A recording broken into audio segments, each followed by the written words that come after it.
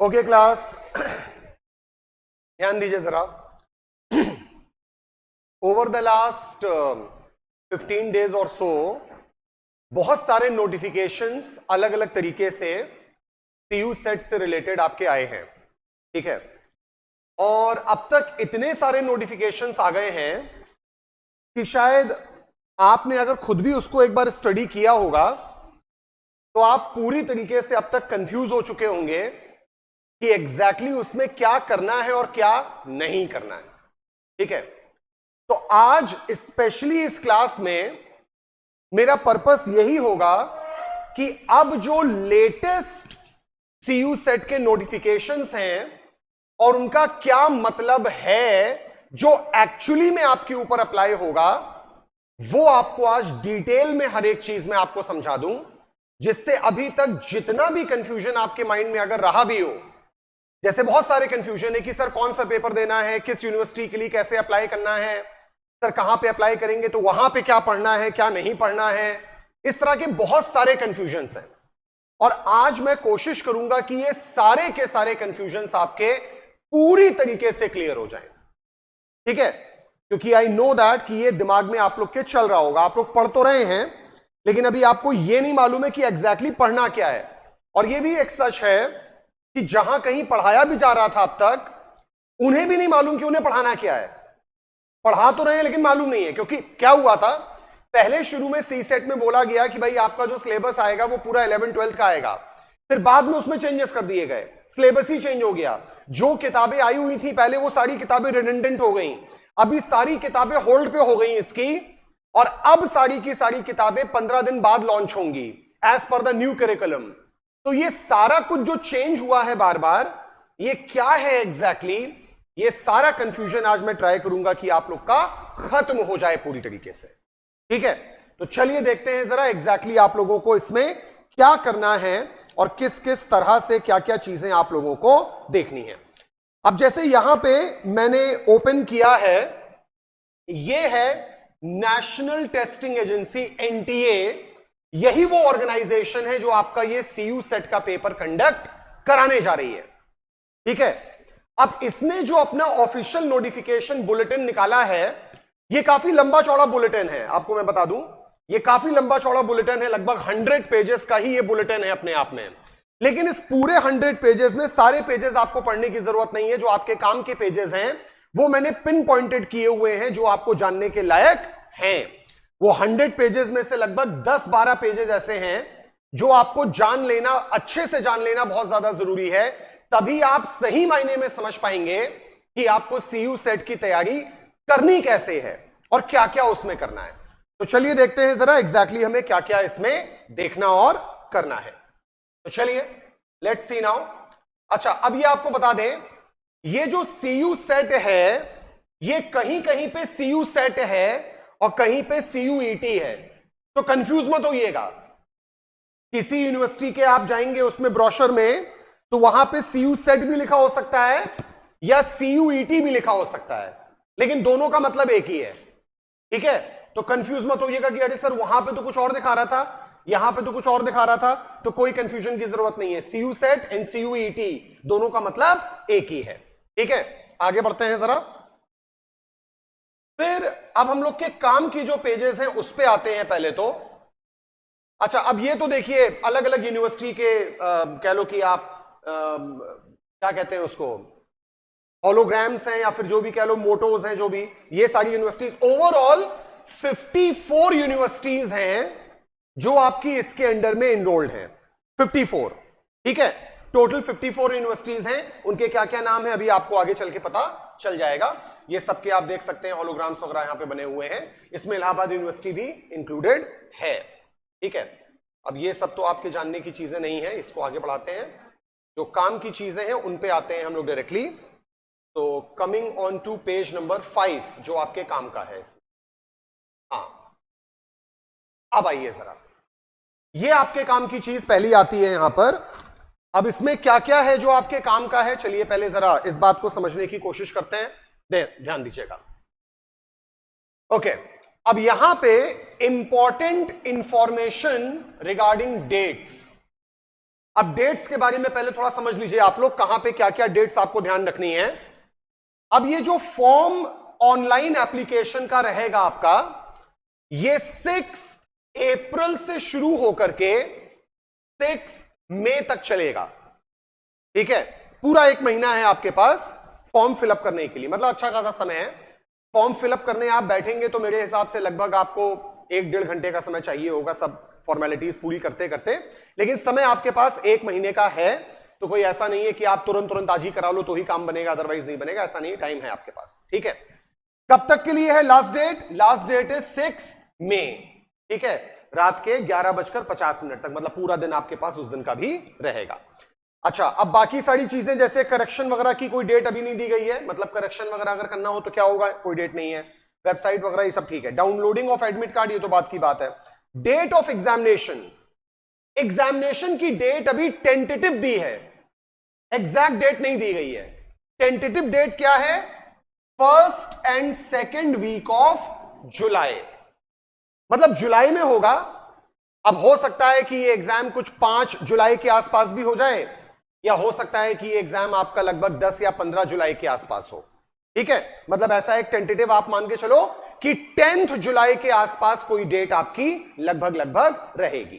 ठीक है, अच्छा, ड्यूरेशन ऑफ एग्जाम, ये बहुत कंफ्यूजिंग है।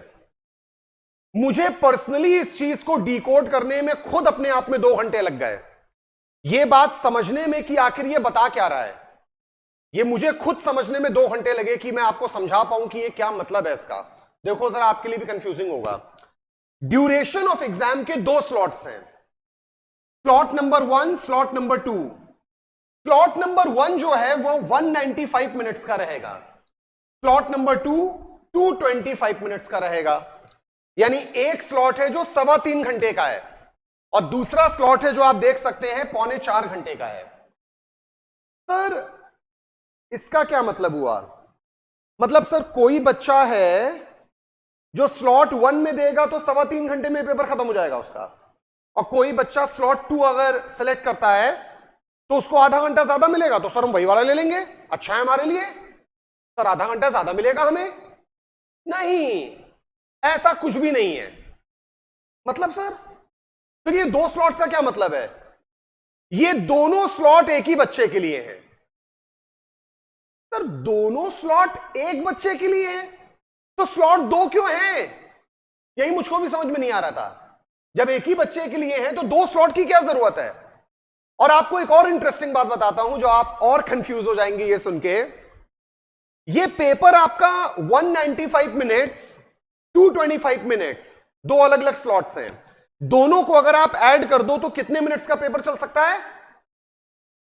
ये हो गया 420 मिनट्स, है ना? यानी दोनों ऐड करके देखो तो 7 घंटे, 7 घंटे 420 मिनट्स। अब इसमें आपको मैं और कंफ्यूज करता हूं, जिस तरह से मैं कंफ्यूज हुआ था। ये जो पेपर है ये अलग अलग बच्चों के लिए वैरी करेगा, और कितना वैरी करेगा ये भी आप देखो, आपका दिमाग अलग हो जाएगा एकदम। ये वैरी करेगा 45 मिनट्स से लेकर 420 मिनट्स तक के बीच में। कोई स्टूडेंट होगा जिसका पेपर 45 मिनट में ही खत्म हो जाएगा, पहले स्लॉट में वो बैठा है और फर्स्ट 45 मिनट्स में उसका पेपर खत्म, दैट्स इट, हो गया उसका पेपर। और कोई स्टूडेंट ऐसा भी हो सकता है जिसका ये पेपर पूरा 420 मिनट्स तक चलता रहेगा। सर ये हो क्या रहा है? Has the NTA gone out of the mind? ये क्या है? कुछ भी समझ में नहीं आ रहा। सर आप समझा रहे हैं कि उल्टा कंफ्यूज कर रहे हैं? मैं आपको ये बताना चाह रहा हूं कि एक्चुअली में इतना ज्यादा ये कंफ्यूजिंग है कि इसको जब तक बहुत डिटेल में हम लोग नहीं समझने की कोशिश करेंगे आपको वाकई में कुछ भी समझ में नहीं आने वाला। ये बात समझ में आ गई कि पेपर 45 मिनट्स की रेंज से शुरू होगा और 420 मिनट्स तक की रेंज तक जाएगा। और ये कोई अलग चीज नहीं है। हो सकता है कोई एक स्टूडेंट है जिसके ऊपर ये 45 मिनट्स अप्लाई करे और किसी के ऊपर ये शायद 195 ही मिनट्स अप्लाई करे, और किसी के ऊपर ये शायद पूरा का पूरा 420 मिनट्स अप्लाई करे।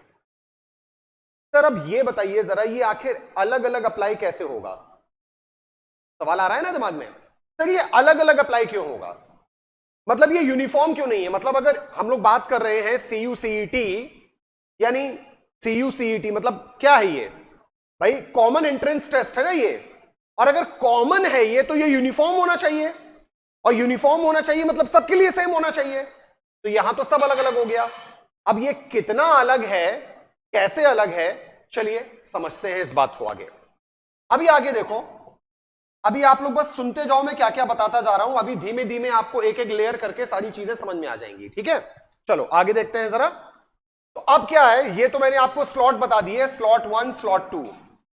अब टाइमिंग ऑफ एग्जामिनेशन, टाइमिंग क्या है? ये प्री डिफाइंड है, टाइमिंग प्री डिफाइंड है। स्लॉट 1 जो रहेगा वो 9 बजे शुरू होगा और 12:15 बजे तक चलेगा, ठीक है? और स्लॉट 2 की जो टाइमिंग होगी वो 3 बजे से लेकर 6:45 बजे तक, 6:45 तक रहेगी। अब इसी में कोई बच्चा 45 मिनट्स में फ्री हो जाएगा, और कोई बच्चा होगा जो लास्ट में जाकर के 6:45 पे जाकर के फ्री होगा, ठीक है? अब कौन बच्चा 45 मिनट्स में फ्री होगा, कौन बच्चा पूरा टाइम लगाएगा, इस पे भी आते हैं धीमे धीमे, ठीक है? आगे अब सेंटर, डेट, टेस्ट, सब्जेक्ट, ये सब as indicated in the admit card, ये सब तो ठीक है। बाकी display of record, answer keys, declaration, ये सब तो बाद की बात है, ये ऑन द वेबसाइट आएगा बाद में। चलो ये सब आगे बढ़ाते हैं जरा। अब ये तो आप जानते ही होंगे, इसमें ज्यादा बताने लायक नहीं है। अभी यहां पे देखो क्या है, ये फॉर्म की फीस वगैरह लिखी हुई है, तो ये तो भाई बहुत अच्छी चीज हो गई मेरे हिसाब से, क्योंकि ये जो जनरल वाले हैं उनके लिए हो जाएगा 650, और ओबीसी क्लास ऑफ स्टूडेंट्स और EWS इकोनॉमिकली वीकर सेक्शन उनके लिए ये 600 है, और रिजर्व कैटेगरी ऑफ स्टूडेंट्स के लिए 550। ये बहुत अच्छी बात है, क्योंकि आप ये समझो, आप एक फीस दे रहे हो, आप एक फॉर्म की फीस दे रहे हो, and you are going to enjoy the benefits of 54 universities. इसके पहले तक क्या होता था कि हर यूनिवर्सिटी का फॉर्म आपको अलग अलग भरना होता था, और ऑन एन एवरेज किसी भी एक यूनिवर्सिटी का फॉर्म लगभग 700 से 800 रुपीज के बीच में आता था। तो ऑन एन एवरेज अगर आप 3 यूनिवर्सिटीज का भी फॉर्म भरते थे तो 2000 से ज्यादा की कॉस्ट आपकी आती थी, ठीक है? और वो भी आप सिर्फ 3 ही यूनिवर्सिटीज का भर पाते थे। तो अभी तो आपके लिए बहुत एडवांटेजियस है ये कि सिंगल फॉर्म है, और उसके बेसिस पे आप पूरा का पूरा अप्लाई कर सकते हैं। अच्छा, इसी तरह से आगे बढ़ते हैं जरा। तो अब इसमें ये सब प्रोसेसिंग, GST वगैरह लगेगा, ये सब तो आप समझ सकते हैं, सब बताने लायक कुछ नहीं। नेक्स्ट, हाँ अब ये आइए, ये थोड़ा समझने लायक पार्ट है, ये थोड़ा समझने लायक पार्ट है कि इसमें करना क्या है। देखो, broad features of CUET UG undergraduate, ठीक है? एक होता है PG पोस्ट ग्रेजुएट, तो पोस्ट ग्रेजुएट ग्रेजुएशन के बाद आता है, तो वो आपके ऊपर अप्लाई नहीं होगा, ठीक है? वो तो आप 3 साल ग्रेजुएशन कर लोगे, उसके बाद अप्लाई होगा, तो ये UG आएगा आपका, ठीक है? तो UG वाला हम लोग देख रहे हैं। अभी देखो, आपका जो पेपर है ना वो 3 पार्ट्स में डिवाइडेड होगा, 3 parts. Part number 1, part number 2, part number 3। और ये जो पार्ट नंबर 1 होगा ना, ये फर्दर 2 पार्ट में डिवाइडेड होगा, पार्ट A, पार्ट B, और पार्ट 2 और 3 अलग अलग रहेगा। कुल मिला के 3 पार्ट्स हैं। वैसे आप देखो तो 4 पार्ट भी आप कह सकते हो, लेकिन वैसे सेगमेंटेशन 3 पार्ट का है। पार्ट 1 जो है वो 2 सब पार्ट्स में डिवाइडेड है, A और B में। अब इन सब में क्या क्या होगा, चलो वो देखो जरा एक एक करके। अब ये है आपका पार्ट 1, लेकिन इसका A पार्ट, और ये है पार्ट 1, ये है इसका B पार्ट। दोनों में एक चीज कॉमन है, दोनों में जो एग्जाम होगा आपका वो लैंग्वेजेस का होगा, एग्जाम आपका लैंग्वेजेस का होगा, ठीक है? अब आप ये तो जानते हो भाई, हमारे कॉन्स्टिट्यूशन में बहुत सारी लैंग्वेजेस दी हैं अलग अलग स्टेट्स के हिसाब से, ठीक है? हमारी बहुत सारी इंडियन लैंग्वेजेस की अगर बात करें तो ढेरों सारी इंडियन लैंग्वेजेस हैं। तो अब आपको ये लग रहा होगा कि सर ये 2 पार्ट में अलग अलग लैंग्वेजेस का क्या मतलब है, तो इसको making it simple for you to understand, ये जो पहला वाला पार्ट है ना सेक्शन 1A का, this is for the languages like these are Indian languages, these are for Indian languages. ठीक है, भारत में जो ज्यादातर लैंग्वेजेस बोली जाती हैं उन लैंग्वेजेस की बात है ये। ठीक है, और ये जो सेक्शन बी वाला पार्ट है ये आपका फॉरेन लैंग्वेजेस का है, ये आपका फॉरेन लैंग्वेजेस का है, जर्मन हो गई, स्पेनिश हो गई, फ्रेंच हो गई, ये सब लैंग्वेजेस का। ठीक है, आप समझो जरा इस बात को। ये जो सेक्शन ए है आपको यहां पे 13 अलग अलग लैंग्वेजेस दी होंगी और इसमें से कोई आपको एक लैंग्वेज को आपको चूज करना है, और जो लैंग्वेज आप इसमें चूज करेंगे उसी लैंग्वेज में आपका बाकी का पूरा पेपर आएगा। ठीक है, अभी इसमें कौन कौन सी लैंग्वेजेस आती हैं वो भी आपको मैं बता दूंगा, लेकिन आसान भाषा में कहें जो आपको बिना कुछ सोचे समझे करना है वो है इंग्लिश। ठीक है, मतलब इसका एक ही आंसर होना चाहिए आपके लिए और वो है इंग्लिश। मतलब दो है बेसिकली, एक इंग्लिश और एक हिंदी है, लेकिन हिंदी आप लोगे तो आई थिंक पूरा पेपर हिंदी में आएगा तो आप आगे अटेम्प्ट नहीं कर पाओगे, क्योंकि उसके जो वर्ड्स होंगे वो आप समझ ही नहीं पाओगे, इतनी प्योर हिंदी आप समझ नहीं पाओगे, तो कोई फायदा नहीं है। मतलब इसलिए मैं कह रहा हूं कि आप मान के चलो कि आपके लिए लैंग्वेज का मतलब है खाली इंग्लिश। ठीक है, तो आपको एक पेपर लेना है यहां पे लैंग्वेज का, जो कि आप मान के चलो आपका हो गया इंग्लिश। इसमें 50 क्वेश्चंस आएंगे एमसीक्यू बेस्ड, उसमें से करने होंगे आपको 50 आएंगे और करने होंगे कितने, 40। ये बात क्लियर है? ठीक है ना? अच्छा, ओके, अब कैसा आएगा पेपर वो यहां पे दिया हुआ है। अब क्या क्या दिया है, रीडिंग कॉम्प्रिहेंशन, पैसेजेस वगैरह जो आते हैं वो आप समझ सकते हो, वो आएगा। ठीक है, फिर factual, literary, narrative, aptitude, vocabulary, इस तरह का बेस्ड करके आपका ये एमसीक्यू बेस्ड क्वेश्चन आपका आएगा। ठीक है, और ये इसका जो टाइम ड्यूरेशन होगा इस पेपर का, हर पेपर का टाइम ड्यूरेशन अलग अलग है। इस पेपर का टाइम ड्यूरेशन कितना होगा, 45 मिनट्स। ठीक है, अब जो मैंने बोला था ना कि कोई स्टूडेंट होगा जो 45 मिनट में फ्री हो जाएगा, कैसा, ऐसा मैंने क्यों बोला था? पहला पेपर आपका इसी का होगा। अब एनटीए ने यह तो बोल दिया कि जो पेपर है वो 3 पार्ट्स में डिवाइडेड है, पेपर 1 का AB, पेपर 2, पेपर 3। ठीक है, लेकिन एनटीए ने यह भी कहा साथ में, हम तो सब कराएंगे एग्जाम, हम सारे पार्ट्स का एग्जाम कराएंगे, लेकिन एक फ्रीडम दिया गया है अलग अलग यूनिवर्सिटीज को। क्या फ्रीडम? कि हर यूनिवर्सिटी अपने हिसाब से डिसाइड करेगी कि वो कौन से पेपर के बेसिस पे एडमिशन देगी। नहीं समझ में आया? फिर से मैं बताता हूं, फिर से मैं बता रहा हूं, समझिए। मान लो मैं एनटीए बोर्ड हूं, मैंने कहा कि मैं CUCET का एग्जाम कंडक्ट कराने जा रहा हूं, मैंने कहा कि मैं ये पेपर 3 पार्ट में कराऊंगा, पार्ट ए जिसका AB रहेगा, पार्ट 2 और पार्ट 3। ठीक है, मैं तो पूरा पेपर कराऊंगा, लेकिन मैंने कहा आप जिस पर्टिकुलर यूनिवर्सिटी का नाम डालेंगे, आप पहले यह देख लेना कि वो यूनिवर्सिटी क्या ये तीनों पार्ट्स आपसे मांग रही है, क्या वो जो अपनी मेरिट निकालेगी वो तीनों पार्ट को कंसीडर करके निकालेगी, या वो यूनिवर्सिटी अपनी मेरिट सिर्फ पहले वाले पार्ट को ही देख करके निकालेगी। ये आपको देखना पड़ेगा अपने आप से उस पर्टिकुलर यूनिवर्सिटी की वेबसाइट पे जाकर के। ठीक है, मान लेते हैं हम ब्ला ब्ला ब्ला कोई यूनिवर्सिटी है, हमारे लिए हमने निकाला वहां पे यूनिवर्सिटी ने कि हमारे यहां जितने भी स्टूडेंट्स को एडमिशन चाहिए उसके लिए सिर्फ उनको लैंग्वेज का पहला वाला टेस्ट देना जरूरी है। बस उन्हें लैंग्वेज का पार्ट ए का, पार्ट 1 का ए वाला कोई एक लैंग्वेज का टेस्ट देना जरूरी है। बस हम उसी की मेरिट के बेसिस पे एडमिशन लेंगे, और आपका एम है कि खाली हमको उसी यूनिवर्सिटी में जाना है। तो इसका मतलब कुल मिला के क्या निकला, आपको बाकी कोई पार्ट अटेम्प्ट करने की जरूरत है ही नहीं। आप बस ये पहला वाला पेपर दे दो, अच्छे से दे दो, 45 मिनट्स में आपका काम खत्म हो गया, आप जाओ। बात समझ में आई? बात समझ में आई?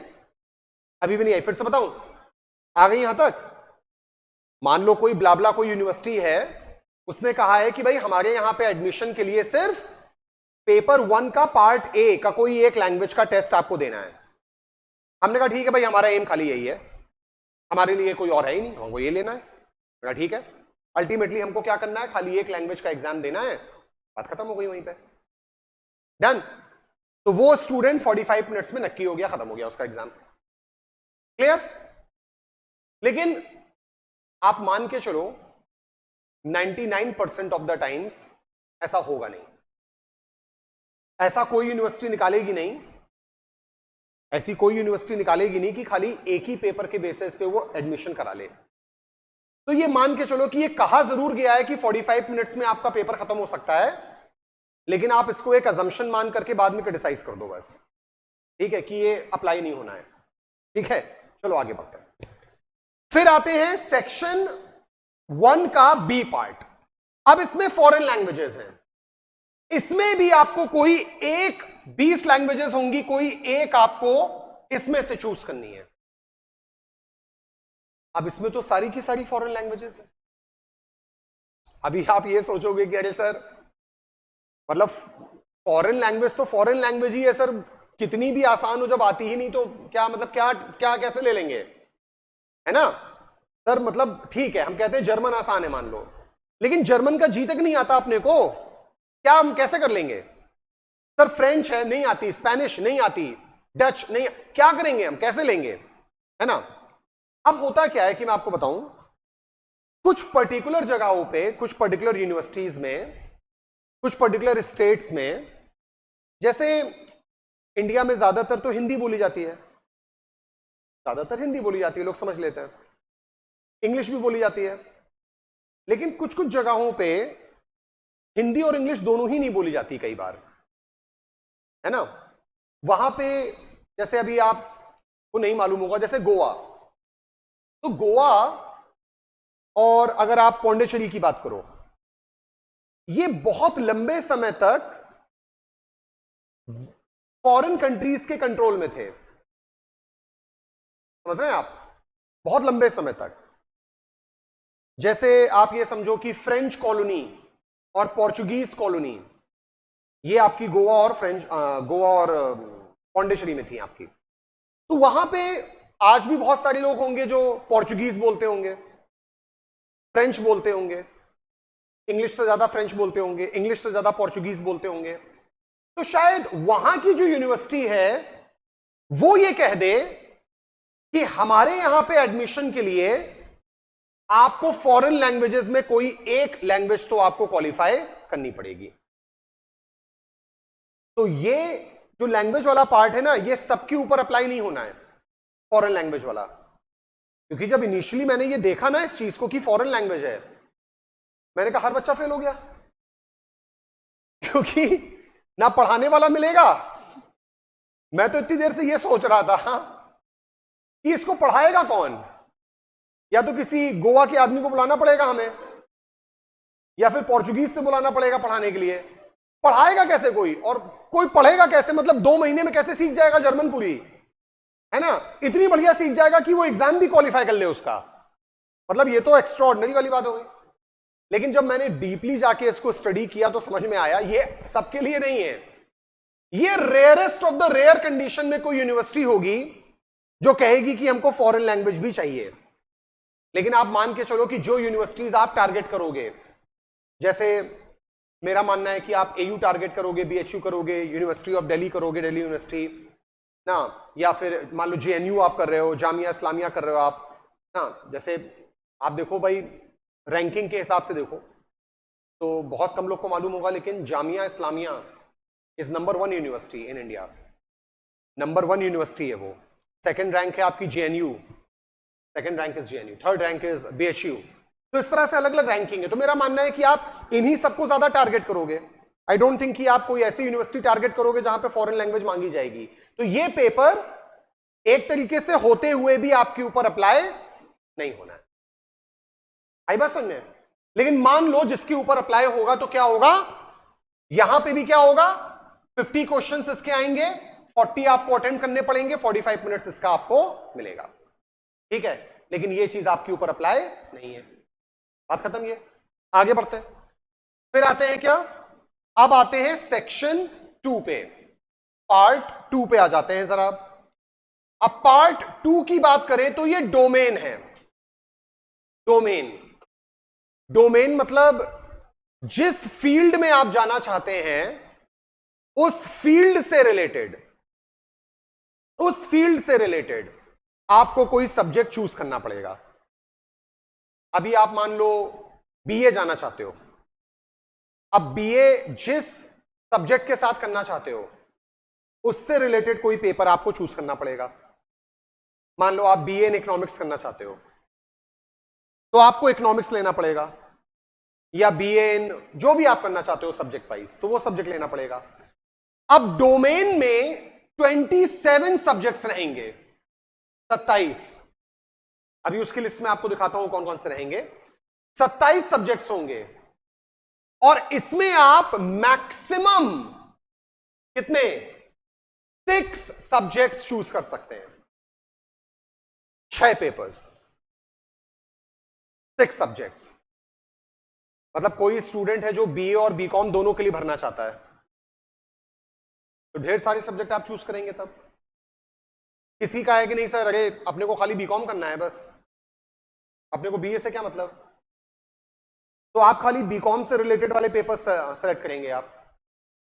अब मैक्सिमम यहां पे 6 है, मिनिमम तो दिया ही नहीं। मिनिमम नहीं दिया है तो आप मिनिमम मान के चलोगे लगभग 1 पेपर तो है ही है आपका, लेकिन 1 पेपर से बात बनेगी नहीं, ये भी आपको बता दूं। 1 पेपर से बात बनेगी नहीं। आप मान के चलो आपके हिसाब से, मतलब जितना मैंने अभी अलग अलग यूनिवर्सिटीज को सर्च किया है, यूनिवर्सिटी ऑफ दिल्ली और अलग अलग यूनिवर्सिटीज का, आपको डोमेन में मिनिमम 3 पेपर्स आपको लेने पड़ेंगे, कम से कम 3 पेपर्स आपको लेने ही पड़ेंगे, मिनिमम ऑफ 3 पेपर्स। 3 पेपर के बेसिस पे ही आपकी मेरिट बनेगी। मैक्सिमम 6 है, लेकिन 6 अगेन मेरा ऐसा मानना है ये बहुत rarest of the rare condition है कि किसी के ऊपर अप्लाई हो। अब कोई इंसान बीए और बीकॉम दोनों भर रहा है तो वो लेगा 6, अगर ऐसा नहीं है तो आपको 3 ही लेने हैं खाली। मिनिमम आप 1 मत मान के चलो, 3 मान के चलो आप, ठीक है। अब वो 3 आप कौन से लोगे ये भी आपको मैं बताऊंगा अभी, ठीक है। 3 कौन से ले सकते हो वो भी मैं आपको बताता हूं।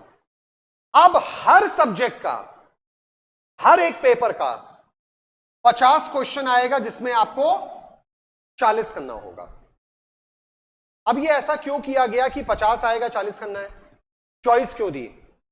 चॉइस इसलिए दी है, अभी आपको मैं एक और हार्श रियलिटी बताता हूं जो सीयू सेट में की गई है। आप में से कितने आईएससी बैकग्राउंड वाले स्टूडेंट्स हैं?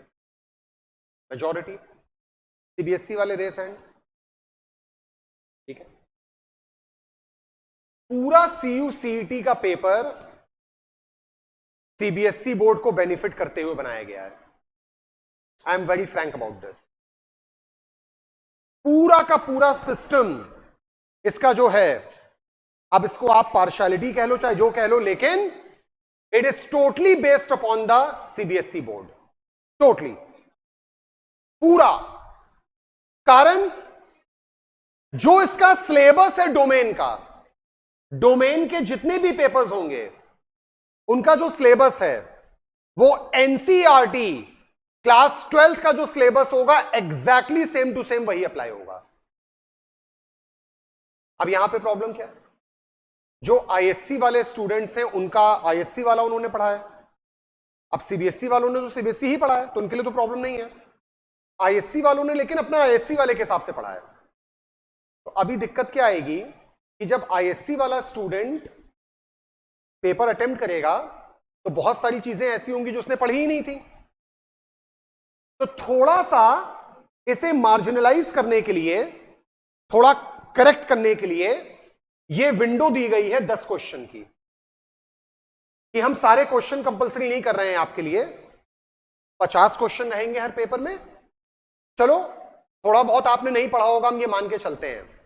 तो ऐसे 10 क्वेश्चन हैं जो आप छोड़ना चाहे तो छोड़ सकते हैं, 40 ही क्वेश्चन आपको अटेम्प्ट करना है।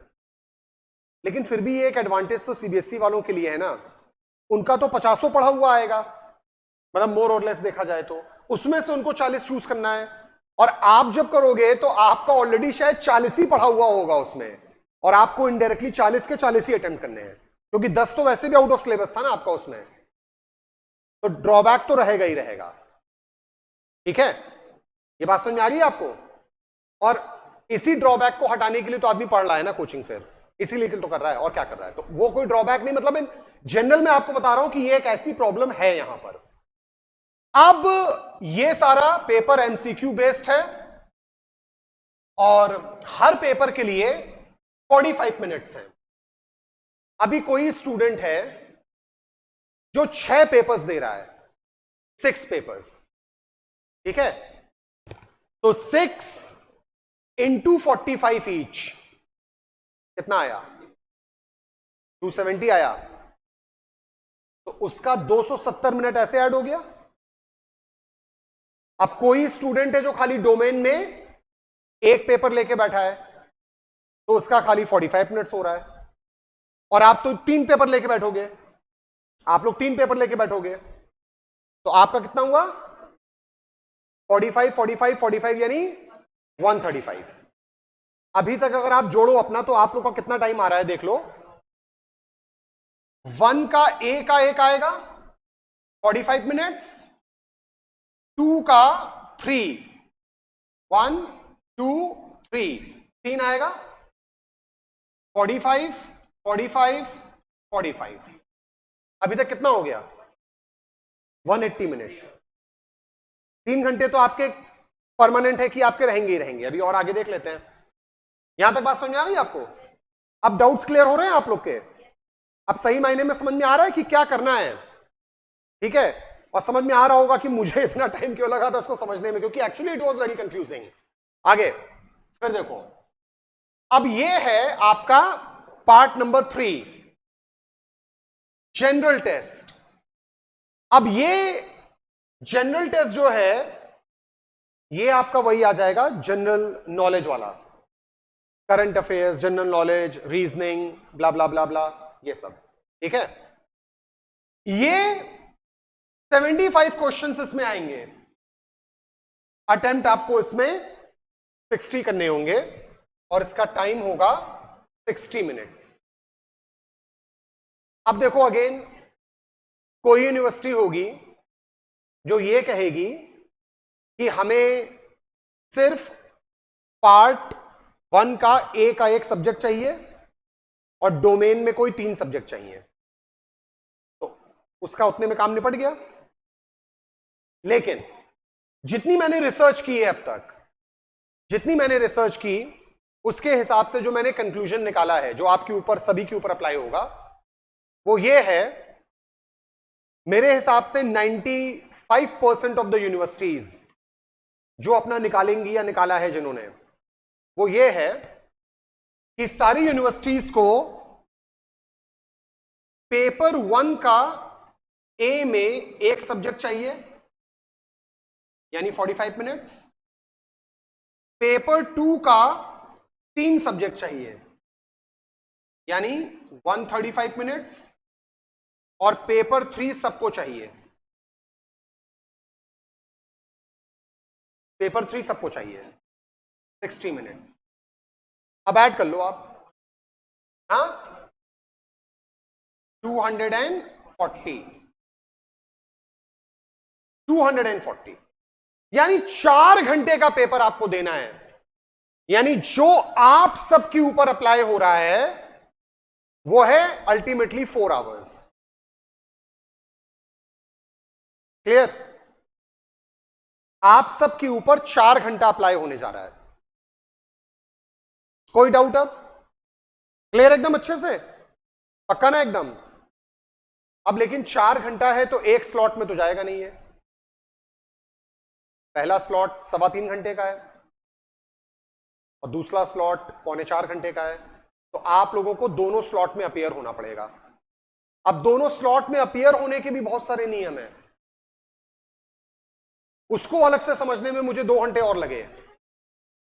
हाँ हाँ, एक्चुअली में मतलब इसका ये समझना अपने आप में मेरिट लिस्ट में नाम लाने के बराबर का काम है। ये इसको अगर आप अपने आप से समझ लो तो आप समझ लो मेरिट में आ गया नाम आपका। ये इतना कंफ्यूजिंग है, इतना ज्यादा। अभी इसका मैं अगर YouTube वीडियो बना दूं एक ना कि इसका क्या क्या मतलब है, तो समझ लो कितने मतलब हजारों व्यूज हो जाएंगे इसके, क्योंकि किसी को समझ में नहीं आ रहा है अभी तक ये क्या है। चलो आगे देखो। अब ये सब तो आपके मतलब की चीज नहीं है। अब आपके मतलब का जहां पे है उस पे आते हैं, पेज नंबर, हाँ तो अब आगे बढ़ते हैं। बात नहीं बेटा, बात नहीं प्लीज। अब पेज नंबर 16 पे आइए इसमें।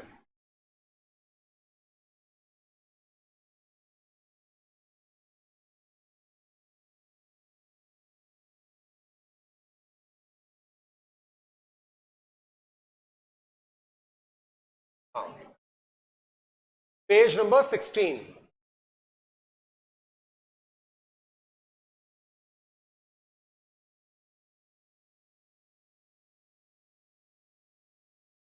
हाँ, अब ये देखिए, अब जो कॉम्बिनेशन आप चूज करेंगे वो स्लॉट वाइज कैसे जाएगा उसको समझने का काम करते हैं थोड़ा।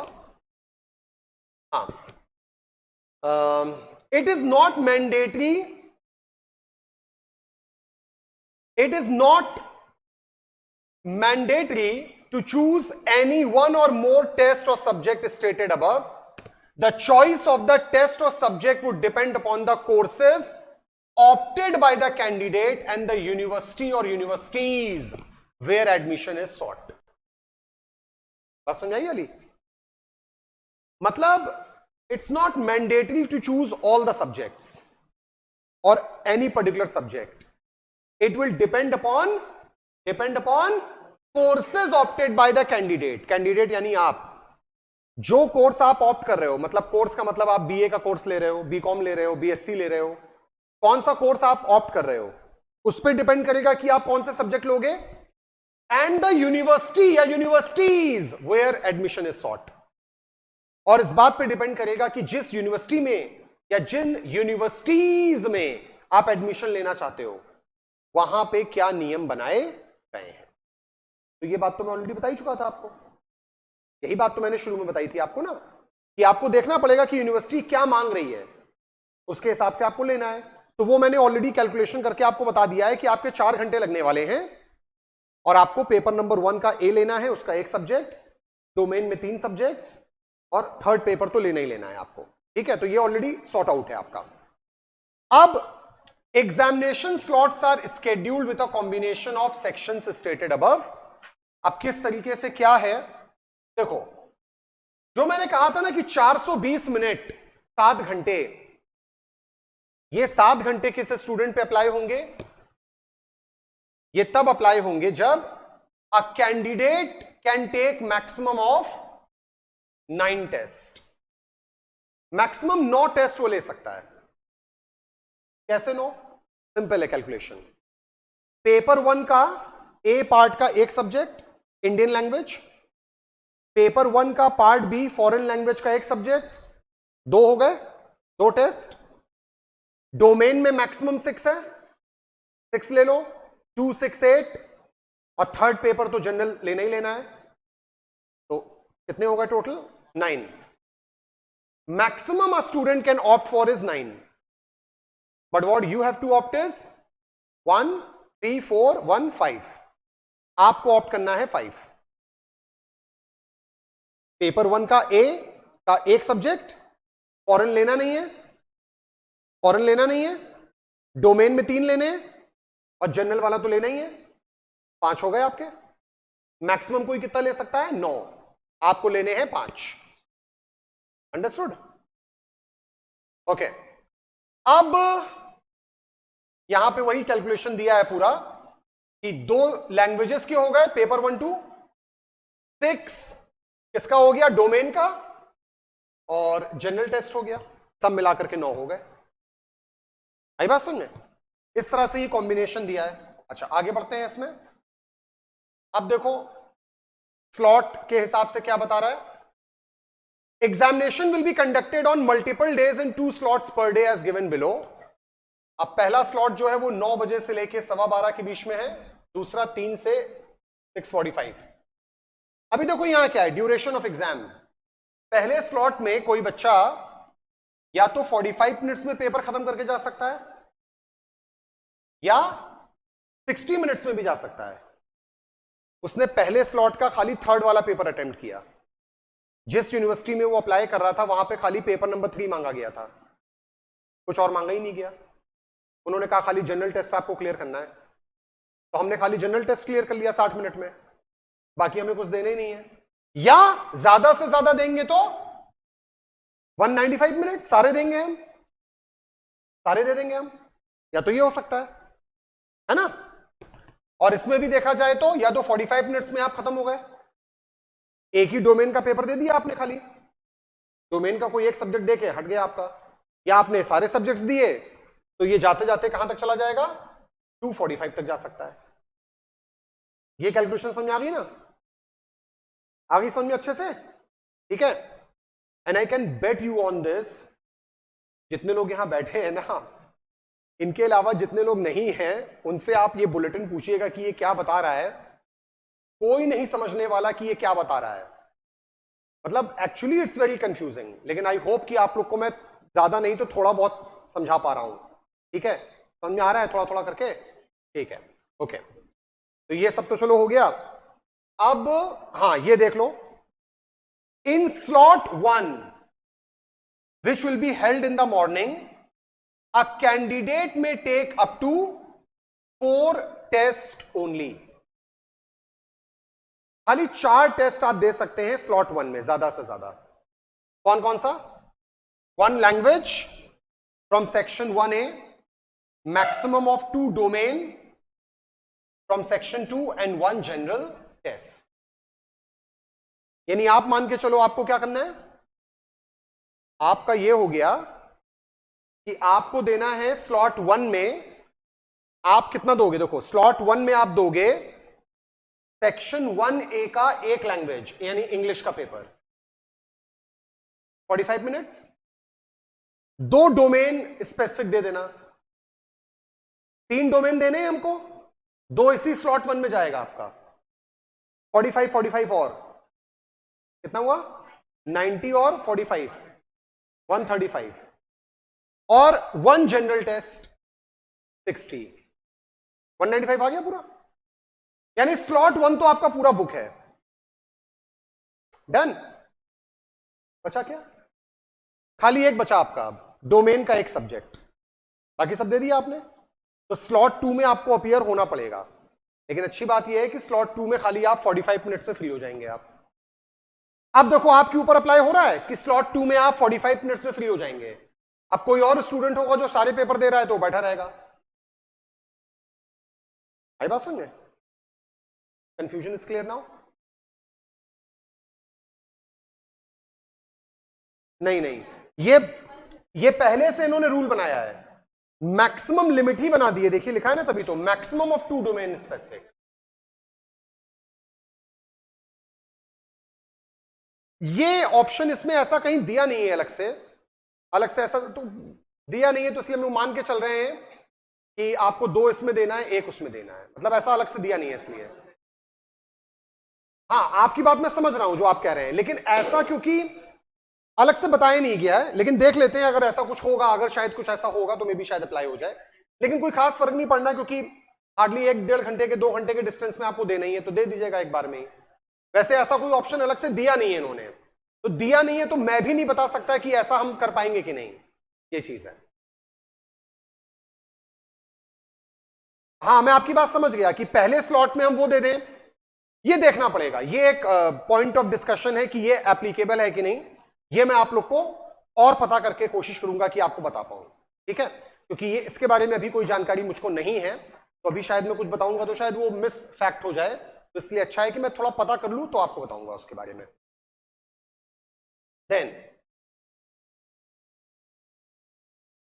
अच्छा, इसी तरीके से हाँ, जो आप बोल रहे हैं देखिए अभी आ गया यहां पे, ठीक है, तो आप समझ जाएंगे। यहां पे देखो दिया है, यहां पर एक और ऑप्शन दिया है, 1 language from section A, 1B, maximum of 4 domain subjects from section 2 दिया है। ठीक है, आप या तो ये कर सकते हैं, एक ले लो लैंग्वेज और 4 ले लो डोमेन, या आप 3 ले लो, जनरल टेस्ट मत दो, या एक और ऑप्शन है, और एक और ऑप्शन है 2 लैंग्वेजेस, 1 ए और बी, 2 लैंग्वेजेस ले लो, इंडियन लैंग्वेज, एक फॉरेन लैंग्वेज, लेकिन वो कोई मतलब नहीं हमारे लिए, 3 डोमेन सब्जेक्ट्स। यानी कुल मिला के देखा जाए तो वो ऑप्शन नहीं आ रहा है, यही 3 ऑप्शन है खाली, जो आप लोगों ने बोला वो नहीं है। ठीक है, combining slot 1 and 2 together, a candidate में अटेम्प्ट मैक्सिमम 9 टेस्ट। बात क्लियर? ये बात क्लियर हो गई अब? यानी मोटा मोटा समझ लो क्या हुआ, स्लॉट 1 आपका पूरा कंज्यूम होगा, स्लॉट 1 में आप इंग्लिश का टेस्ट दे दोगे, 3 डोमेन पेपर दे दोगे, सॉरी 2 डोमेन पेपर दे दोगे और एक जनरल टेस्ट दे दोगे आप, और स्लॉट 2 में आपको एक डोमेन और देना पड़ेगा। वो नहीं कह रहा है ऑप्शन ना, इसलिए ऑप्शन नहीं दे रहा है ना, इसलिए तो ये प्रॉब्लम है। यहां तक क्लियर है आप लोग को? चलो और आगे बढ़ते हैं जरा। हाँ, अब जो और आपके काम की चीजें हैं उस पे आते हैं। 24,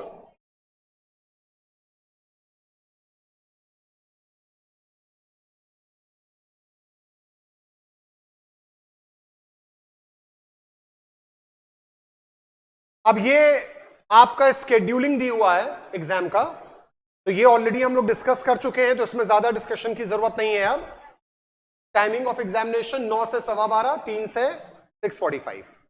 ठीक है, तो ये ऑलरेडी अंडरस्टूड है आप लोग को, ये सब बताने की जरूरत अब मुझे नहीं है। चलिए आगे बढ़ते हैं।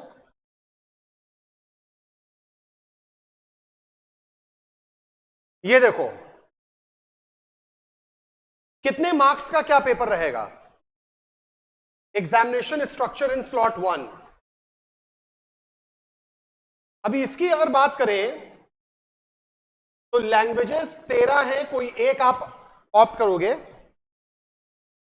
40 आउट ऑफ 50 क्वेश्चंस आपको करने हैं, every question will be of 5 marks, total marks 200, 45 minutes. For every correct answer it is +5, for every wrong answer it is -1, for every unattempted answer it is 0। यानी it is better to leave rather than to attempt it wrongly।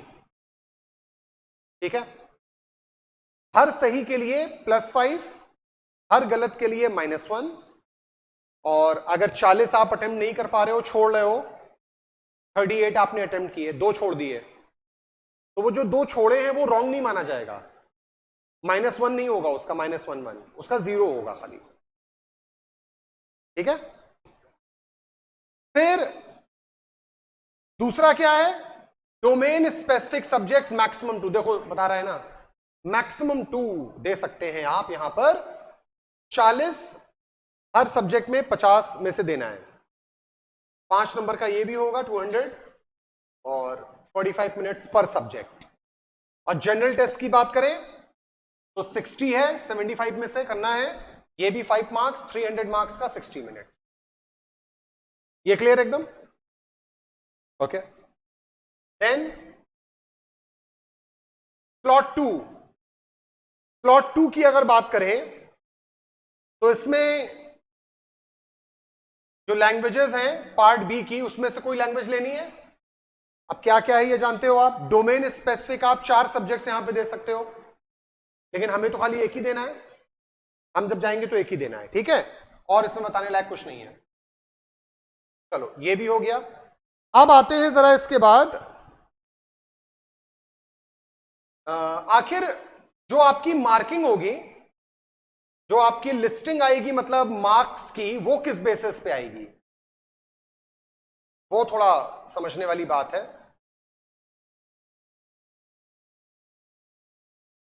वो किस तरीके से होगा वो भी आप समझ लो जरा।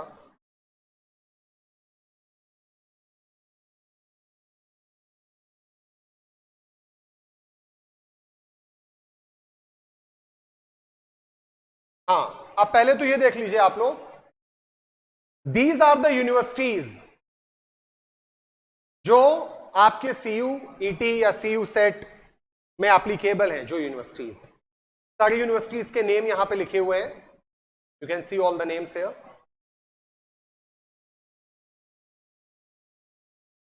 इलाहाबाद यूनिवर्सिटी नाम नहीं है, ध्यान रखिएगा। आप जब सर्च करोगे, बहुत सारे लोग इलाहाबाद यूनिवर्सिटी सर्च करते हैं, actually it is called as university of Allahabad. ठीक है, तो ध्यान रखिएगा, सर्चिंग में दिक्कत होती है कई बार इस तरह से। तो ये आप क्या हो गया, ये तो चलो ठीक है, आप समझ जाओगे, इसमें कुछ बताने लायक नहीं है। अब आइए यहां पर, अब आते हैं सब्जेक्ट्स जो आपको चूज करने थे ना, उस पर आते हैं। हम लोग बात कर रहे थे सेक्शन 1A। तो यहां पर इंडियन लैंग्वेजेस जो हैं यहां से लेकर यहां तक हैं 13। इसमें से कोई एक लेनी है। जो मोस्ट एप्रोप्रिएट है वो फर्स्ट 2 हैं आपकी, इंग्लिश और हिंदी। बाकी शायद मुझे नहीं लगता कि आप में से शायद कोई ले पाएगा प्रॉपर। तो आई थिंक इसको आप मान के चलो कि it is English for you, given the options, यही है आपके लिए एप्लीकेबल, है ना। मैं ये नहीं कह रहा कि सिर्फ इंग्लिश ही लो, लेकिन मुझे लगता है कि यही आपके लिए बेनिफिशियल होगा। फिर आगे बढ़ते हैं, सेक्शन बी 1B। अब देखो, इसमें तो बहुत सारी लैंग्वेजेस हैं, लेकिन ये सारी लैंग्वेजेस नहीं अप्लाई हो पाएंगी ना आपके ऊपर, तो आपको लेने की भी कोई जरूरत नहीं है। इसमें से कोई भी लैंग्वेज लेने की जरूरत नहीं है आपको, छोड़ दो इसको। इस पेपर को ही अटेम्प्ट नहीं करना है आपको। बात क्लियर है ना। अब आ जाओ section 2 domain, 27 specific subjects.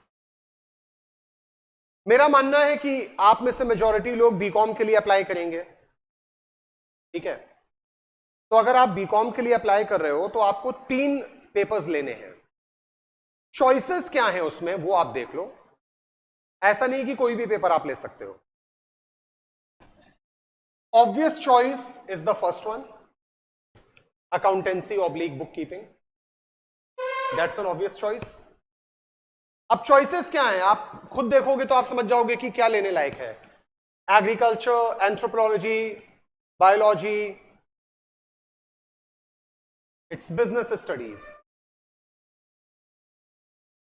CBSE board में ये बिजनेस स्टडीज है, और जो आईएससी वाले हैं उनके लिए ये कॉमर्स है।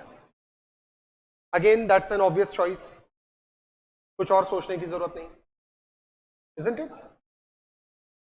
Chemistry, environmental studies, computer science, again obvious choice would be economics और बिजनेस इकोनॉमिक्स। तो आपको यही 3 पेपर अटेम्प्ट करने हैं। ऑब्वियस चॉइस आपकी कुल मिला के यही आती है, और जितनी भी यूनिवर्सिटीज होंगी उसमें आपका ये तीनों सब जगह अप्लाई हो जाएगा। किसी भी यूनिवर्सिटी में 3 ही आपसे मांगा जाएगा, और यही 3 रहेगा in most of the cases. ये बात समझ में आ गई, अंडरस्टूड। तो बाकी पेपर्स से हमें कोई लेना देना एज सच नहीं है, क्योंकि अब ये क्या है, हिस्ट्री है, होम साइंस है, ये सब तो बीए वाले जो पेपर्स हैं ये सब हो जाते हैं आपके, ठीक है। ये सब पेपर लेके आप उसमें नहीं आ पाएंगे ना, फिर कॉमर्स में नहीं आ पाएंगे। Section 3, this is of general test. तो ये ऑलरेडी आप जानते हो, उसमें बताने क्या है, जनरल टेस्ट है। इसमें सब जीके या current affairs, logical reasoning, verbal reasoning वगैरह ये सब आएगा आपका। तो कुल मिलाकर के क्या हुआ देखो, सेक्शन ए का 13 लैंग्वेजेस में से एक पेपर, ये हमारे ऊपर अप्लाई नहीं हो रहा है ना। फिर ये अप्लाई हो रहा है 27 पेपर्स में से 3 पेपर्स, और सेक्शन 3 का जनरल टेस्ट। यहां तक समझ में आ गया पूरा, हाँ, अंडरस्टूड। चलो बस अब एक चीज और आप लोग समझ लो, तो लगभग ये खत्म हो जाए आपके समझने का पार्ट।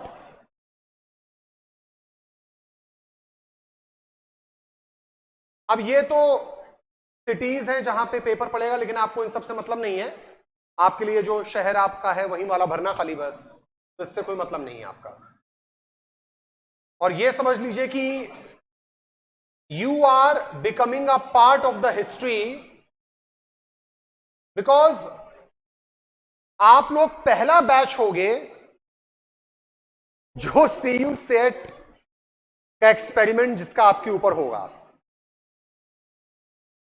मतलब आने वाली जो पीढ़ियां हैं आपको रोल मॉडल की तरह देखेंगी कि देखिए भाई इनकी गलतियों से हमें सीखना है।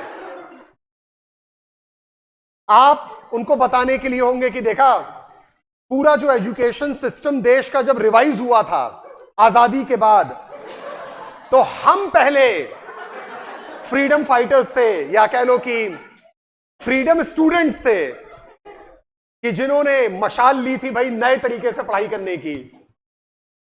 और उसमें बहुत सारे हमारे स्टूडेंट शहीद भी हो गए थे। बहुत सारे स्टूडेंट्स ने बलिदान दे दिया था। आप लोग के पास कहानियां सुनाने के लिए रहेगा बहुत कुछ, ठीक है। तो ये सब तो चलिए काम का नहीं है आपके।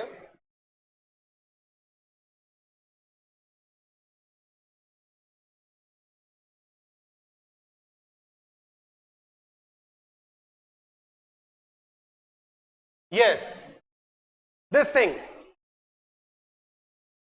Very important. यही वो है जिसके लिए आप लोग ये पूरी मशक्कत कर रहे हैं, पूरी मेहनत कर रहे हैं। और मार्क्स, और मार्क्स का सिस्टम इतना स्ट्रेट फॉरवर्ड नहीं होने वाला। जब एग्जाम देने का सिस्टम इतना स्ट्रेट फॉरवर्ड नहीं था, तो मार्क्स का सिस्टम भी इतना स्ट्रेट फॉरवर्ड नहीं होने वाला। और सच्चाई ये है कि ये मुझे पूरी तरीके से अभी भी समझ में नहीं आया। जितना आया है उतना बता रहा हूं, नहीं मजाक कर रहा हूं, बता रहा हूं आपको। यहां पे आपके जो मार्क्स कंपाइलेशन होंगे वो नॉर्मलाइजेशन प्रोसीजर अप्लाई करके और परसेंटाइल स्कोर लगा करके होंगे। परसेंटाइल और परसेंट में बहुत फर्क है। परसेंटेज नहीं निकाला जाएगा, परसेंटाइल निकाला जाएगा। परसेंटाइल, परसेंटाइल क्या होता है? जैसे मान लो 10 स्टूडेंट्स हैं टोटल, ठीक है। Student A B C D E F G H I J, 10 students हैं। एग्जाम्पल बता रहा हूं, मतलब ऐसे लाखों की तादाद में रहेंगे ये। तो 10 स्टूडेंट्स हैं मान लो।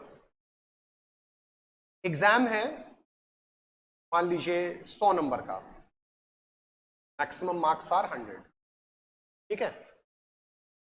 इसको मिला है 70, 75, 65, 85, 90, 92, 86, 78, 45, 12,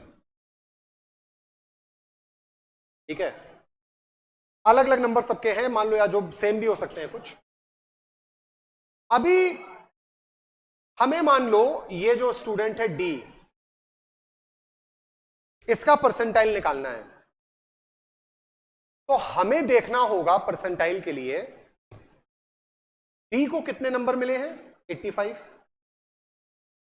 अब ये देखना पड़ेगा, ध्यान से सुनिए, अब देखना पड़ेगा डी के बराबर, डी के बराबर या डी से कम कितने स्टूडेंट्स को मार्क्स मिले हैं, हमको यह देखना है। तो डी के बराबर 85 तो किसी और को मिला नहीं है, इससे कम कितने लोगों को मिला है, 1 2 3 4 5 6। बराबर भी होता तो वो भी जोड़ लेते हम, है नहीं बराबर, अलग बात है। 6 लोगों को इससे कम मिला है।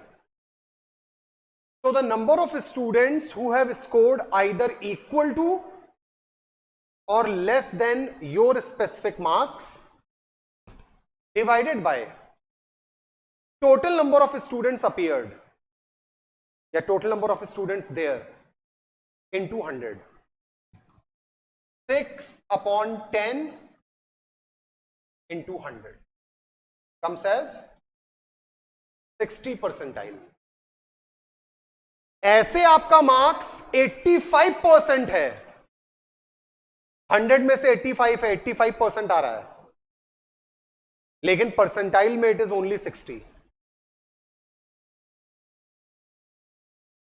यानी आपको सिर्फ आप अच्छा करें that is not good enough, आप दूसरों से बहुत अच्छा करें that is important, that is important. आपने अच्छा तो किया है, लेकिन आपसे ज्यादा अच्छा करने वाले लोग बहुत हैं, 90, 92, 86 पाने वाले भी बहुत हैं। आपका अच्छा है लेकिन बहुत अच्छा नहीं है आपका, मतलब 85 लाने पे भी ये हाल हो सकता है, कहने का मतलब ये है। यानी the competition is going to be really very tough. और सीट्स कोई बहुत ज्यादा यूनिवर्सिटीज में नहीं है, मैं आपको बता दूं, हर यूनिवर्सिटी की लिमिटेड कैपेसिटी है। ये बिल्कुल आप लोग मिसकंसेप्शन लेके मत चलना दिमाग में कि सीयू सेट है तो एडमिशन तो मिल ही जाएगा कहीं ना कहीं, ऐसा बिल्कुल सोच के मत चलना। Don't take it for granted, ठीक है। हर यूनिवर्सिटी में हर कोर्स की बहुत लिमिटेड सीट्स हैं। और प्रॉब्लम क्या है, अभी तक जैसे इलाहाबाद यूनिवर्सिटी में खाली एडमिशन के लिए मोर और लेस 98% लोग इलाहाबाद के ही होते थे जो अप्लाई करते थे। अब पूरे इंडिया से अप्लाई करेंगे। आप जब क्लास में होते हो तो आपका कंपटीशन 50-60 लोगों से होता है, उसमें आप फर्स्ट सेकंड आते हो। या एक स्कूल से होता है, स्कूल में आप टॉप करते हो, चलो 500 बच्चों में आप टॉप आए, 1000 बच्चों में आपने टॉप किया। यहां बात लाखों की है।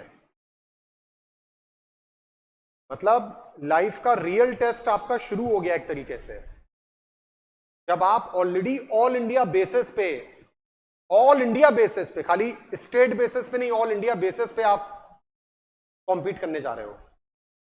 बहुत बड़ी बात हो गई है अपने आप में। दैट्स व्हाई मैंने कहा ना कि you all are like history in making, तो that is why I am saying this. मतलब it's not an easy task, very tough, ठीक है। तो ये सिस्टम लगेगा आपका, और साथ ही साथ इसमें नॉर्मलाइजेशन प्रोसीजर भी अप्लाई हो सकता है। अलग अलग दिनों पे पेपर होगा।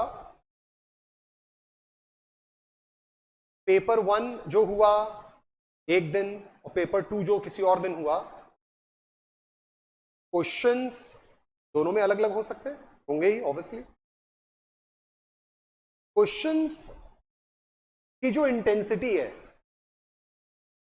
वो भी तो अलग अलग होगी। शायद पहला वाला जो पेपर जिसने दिया था, जिन लोगों ने, वो ज्यादा टफ था, दूसरा वाला जिन्होंने दिया वो आसान था। तो ये जो टफ और आसान होता है इसको नॉर्मलाइज किया जाता है। जिन्होंने आसान पेपर दिया और जितने भी नंबर उनके आएंगे, और जिन्होंने टफ पेपर दिया जितने भी नंबर उनके आएंगे, नॉर्मलाइजेशन प्रोसीजर लगाते समय जिनका टफ पेपर था उनके नंबर बढ़ा दिए जाएंगे, और जिनका आसान पेपर देके नंबर लाए उनके घटा दिए जाएंगे। तो भगवान से मनाइएगा कि पेपर आपका टफ आए। असली कैच तो ये था, क्योंकि आसान आया तो नॉर्मलाइजेशन प्रोसीजर में नंबर कम कर दिया जाएगा, टफ आया तो बढ़ाने के चांसेस रहेंगे। बट इन जनरल आप तैयारी अपनी करो, बाकी अब ये सब थोड़ी ना हमारे हाथ में है ना। क्लियर? ये एनटीए का काम है। वो आर्टिफिशियल इंटेलिजेंस लगाते हैं वो लोग, AI प्रोसीजर लगेगा पूरा उसमें, आर्टिफिशियल इंटेलिजेंस। अब आर्टिफिशियल इंटेलिजेंस क्या है मैं आपको बताऊं। अगर जैसे आप फेसबुक देखते हो, आप जिस तरह के पोस्ट देखते हो या पसंद करते हो, लाइक मारते हो 2-3 बार, आप देखोगे आपके फेसबुक में लगातार उसी तरह के पोस्ट दिखाने लग जाएगा। जिस तरह की रील्स आप देखना पसंद करते हो, 2-3 बार देख लो, उसी तरह की रील्स दिखाता बार बार दिखाएगा, कुछ और नहीं दिखाएगा आपको। ये आर्टिफिशियल इंटेलिजेंस का काम होता है।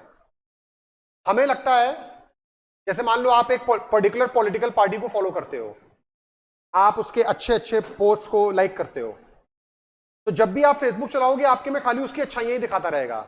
आपको लगेगा यार ये वाकई में बहुत अच्छी पार्टी यार, मतलब सब इसके बारे में तारीफ करते हैं। लेकिन ऐसा नहीं है, वो क्योंकि आप उसको पसंद करते हो ना, तो वो आर्टिफिशियल इंटेलिजेंस आपको वही दिखा रहा है, आपको उसी दुनिया में उसने ट्रैप कर दिया है। ये आर्टिफिशियल इंटेलिजेंस होता है। और जो ऑपोजिशन को फॉलो करने वाला होगा ना, उसमें ऑपोजिशन को ही दिखाता रहेगा अच्छाइयां उसकी। उसे लगेगा यार पता नहीं दुनिया कितनी बुराई करती है, ये तो इतना अच्छा अच्छा बताता है, क्योंकि वो उसको उसी दुनिया में ले जाएगा। ये काम होता है आर्टिफिशियल इंटेलिजेंस का। तो ये उसके तरीके से निकाला जाएगा, वो अब किसी के कंट्रोल में नहीं हो सकता। ओके, तो आई होप ये सारी चीजें आप लोग को बहुत अच्छे से समझ में आ गई होंगी। और अब ये कैसे निकला था वो देखो, यहां पूरा समझाया गया है। तो ये मैंने ऑलरेडी एक छोटे से एग्जांपल से आपको बता दिया था।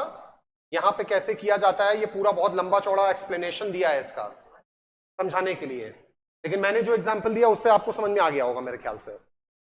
ठीक है, मतलब सोचिए इसको समझाने में 5-6 पेजेस लगाए गए हैं इस बात को समझाने के लिए कि ये परसेंटाइल क्या है, ये इसका फॉर्मूला है। बस इतना ही है जो आपके काम का है। ये रेप्लिका है फॉर्म भरते समय, किन बातों को आपको भरना रहेगा, ध्यान रखना पड़ेगा, ये वो बातें हैं। तो ये तो जब फॉर्म आप भरेंगे तो उसमें ये सब चीजें पूछा जाएगा आपसे।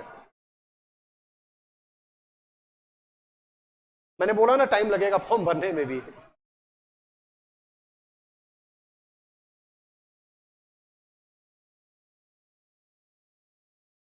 बस टोटल 161 एंट्रीज लगभग रहेंगी। इतना तो फॉर्म में आप भर ही सकते हैं आराम से। ठीक है, तो चलिए भाई इतना ही है आज। समझ में आ गया? कोई कंफ्यूजन नहीं है अब किसी को? चलो गुड।